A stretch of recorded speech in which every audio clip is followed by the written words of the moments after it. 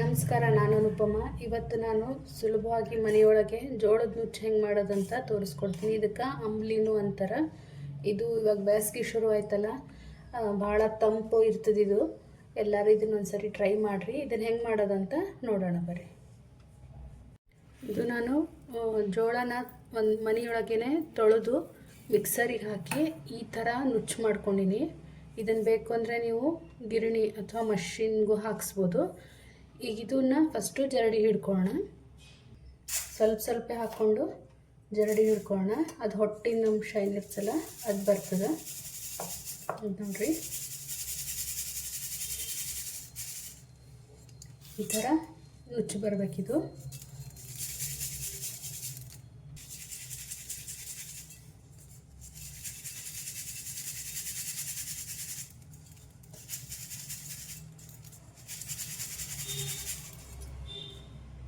ಇದು ನೋಡ್ರಿ, ಈ ಥರ ನುಚ್ಚು ಬಂದದಿದು.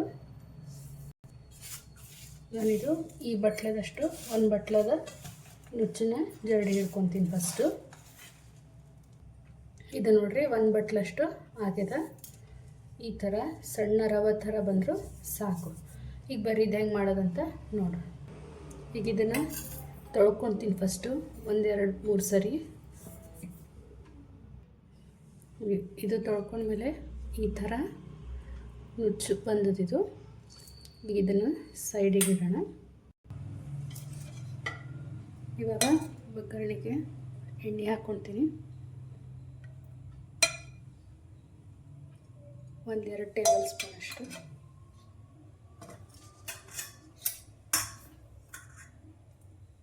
ಇವಾಗ ಎಣ್ಣೆ ಕಾದದ. ಸ್ವಲ್ಪ ಜೀರಿಗೆ, ಆಮೇಲೆ ಕರಿಬೇವು, ಒಂದು ಸ್ವಲ್ಪ ಇಂಗು. ನೀವು ಬೇಕು ಅಂದರೆ ಬೆಳ್ಳುಳ್ಳಿ ತಿಂತಿದ್ರೆ ಬೆಳ್ಳುಳ್ಳಿನೂ ಹಾಕ್ಕೋಬೋದು. ಸ್ವಲ್ಪ ಶುಂಠಿ ಹಸಿಮೆಣಸಿನಕಾಯಿ ಪೇಸ್ಟು,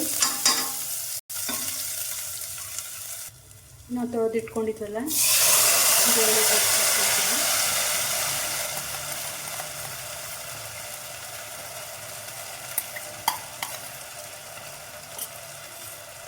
ಇದನ್ನು ಒಂದ್ಸಲ ಮಿಕ್ಸ್ ಮಾಡ್ಕೊಳ್ತೀನಿ. ಗ್ಯಾಸ್ ಮಾತ್ರ ಲೋ ಫ್ಲೇಮ್ನಾಗೆ ಇಡಬೇಕು. ಈಗ ಈ ಬಟ್ಲದಿಂದ ತೊಗೊಂಡಿದ್ದೆ 1 ಬಟ್ಲ.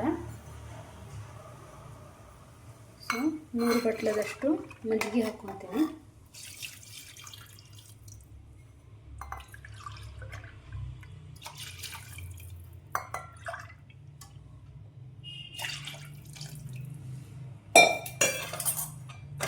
ಇದನ್ನೊಂದ್ಸರಿ ಮಿಕ್ಸ್ ಮಾಡಿಕೊಂಡು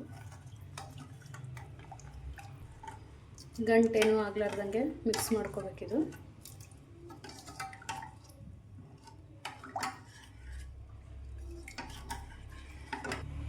ರುಚಿಗೆ ತಕ್ಕಷ್ಟು ಉಪ್ಪು,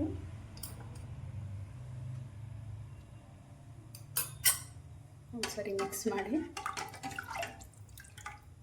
ನನಗೆ ಸ್ವಲ್ಪ ನೀರು ಕಡಿಮೆ ಅನ್ನಿಸ್ತದೆ. ಇನ್ನೊಂದು ಚೂರು ನೀರು ಹಾಕ್ಕೊತೀನಿ. 1/4 ಬಟ್ಲದಷ್ಟು ನೀರು ಹಾಕ್ಕೊಂಡಿದ್ದೀನಿ.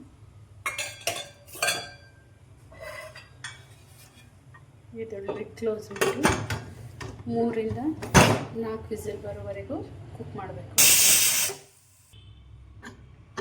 ಬರೀ ಇದು ಹಾಗೆ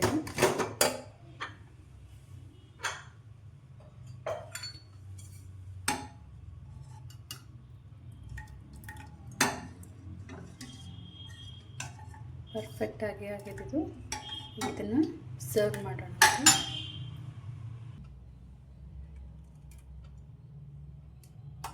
ಇದು ಮಜ್ಜಿಗೆ ಹಾಕಿದ್ದಕ್ಕೆ ಮತ್ತೆ ಕುದಿಸೋದೇನು ಬೇಕಾಗಂಗಿಲ್ಲ.